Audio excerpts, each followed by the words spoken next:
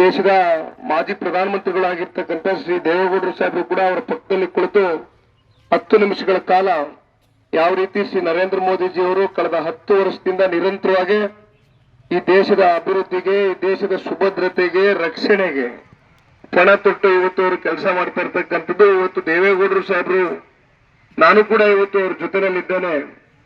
ನಮ್ಮ ರಾಜ್ಯದಲ್ಲಿ ಬರ್ತಕ್ಕಂಥ 28 ಸ್ಥಾನಗಳನ್ನು ಕೂಡ ಇವತ್ತು 28ಕ್ಕೆ 28 ಗೆಲ್ತಕ್ಕಂಥದಕ್ಕೆ 92 ವಯಸ್ಸಿನ ದೇವೇಗೌಡರು ಸಾಹೇಬರು ಕೂಡ ಸಂಪೂರ್ಣವಾಗಿ ನಾನು ನರೇಂದ್ರ ಮೋದಿಜಿಯವರ ಸಹಕಾರ ಕೊಡ್ತೇನೆ ಅಂತಕ್ಕಂಥದ್ದನ್ನ ಹೇಳಿದ್ದಾರೆ.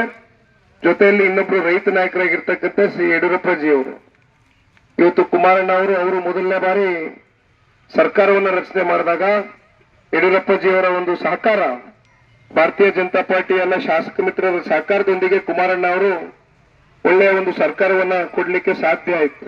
ಇವರಿಬ್ಬರು ನಾಯಕರು ಮತ್ತೆ ಒಟ್ಟಾಗಿರ್ತಕ್ಕಂಥದ್ದು ಬಹುಶಃ ಭವಿಷ್ಯದಲ್ಲಿ ರಾಜ್ಯ ರಾಜಕಾರಣದಲ್ಲಿ ಒಂದು ಹೊಸ ಬದಲಾವಣೆಯನ್ನ ತಗೊಂಡ್ ಬರ್ತಕ್ಕಂಥದ್ರಲ್ಲಿ ಯಾವುದೇ ಸಂಶಯ ಇಲ್ಲ. ನಿಮ್ಮೆಲ್ಲರ ಆಶೀರ್ವಾದ, ನಿಮ್ಮೆಲ್ಲರ ಆರೈಕೆ, ಇನ್ನು 23-24 ಪಾಯಿಂಟ್ಗಳು ಹೋಗಬೇಕಾಗಿದೆ. ಇದು ದಯಮಾಡಿ ಈ ಬಾರಿ ಕುಮಾರಣ್ಣ ಅವ್ರಿಗೆ, ಯಾಕೆಂದ್ರೆ 2019ರಲ್ಲಿ ನಿಮಗೆ ಗೊತ್ತಿದೆಯಮ್ಮ, ನಾನೊಬ್ಬ ಯುವಕ ಇದ್ದೆ, ನಿಮ್ ಮುಂದೆ ಬಂದು ನಿಂತೆ, 5 ಲಕ್ಷ ಜನ ನಿಮಗೆ ಮತದಾರ ತಂದೆ ತಾಯಂದ್ರುಗಳು ಆಶೀರ್ವಾದ ಮಾಡಿದ್ದೀರಿ. ನಿಮ್ ಋಣ ತೀರಿಸ್ತಕ್ಕಂಥ ಪ್ರಾಮಾಣಿಕ ಕೆಲಸ ಮಾಡ್ತೇನೆ. ನಾ ಸೋತಿರ್ಬೋದು, ಆದ್ರೆ ನಾನು ಸೋಲಿಕ್ಕೆ ಕಾರಣ ಜನ ಅಲ್ಲ.